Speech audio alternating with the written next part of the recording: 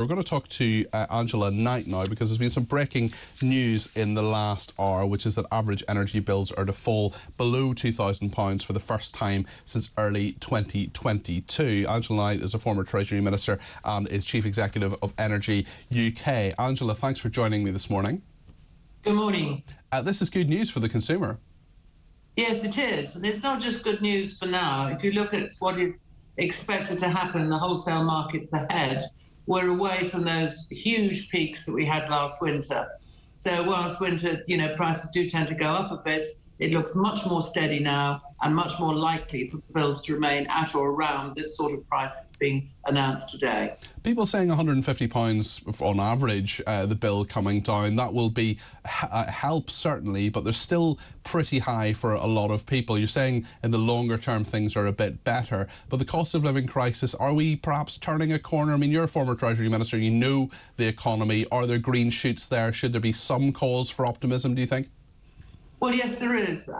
If you take the inflation figures themselves, those have come down. That's a really good sign.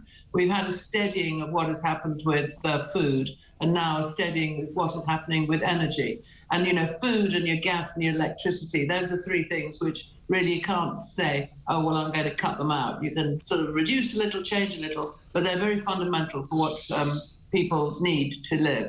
And with those prices now starting to steady out right across the piece, it doesn't mean that things are going to go back to where they were before the crisis, but it does mean that at least we're coming to an end of those prices sort of going up and up and up. And I notice also that in confidence, that's improved as well. There's one of those big surveys that's out today, which says that people's confidence is much better. And that, again, feeds through to what you do, what you spend on, and helps the economy too.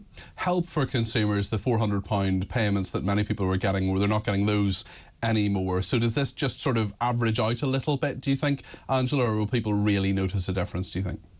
Oh, I think you will notice the difference. And yes, you are correct. £400 has gone, but this overall average price, as they call it, is still lower than when you had that £400 subsidy.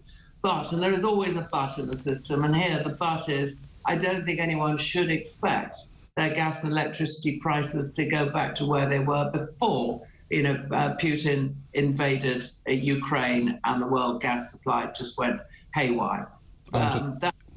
Unfortunately, whereas we would like our prices to go back to that, realistically we're at or around what we need to get accustomed to for the future. And there is a lot of help in the system for those at the poorer end of society. So we must remember that those are there. It's people like you and me who will be paying more.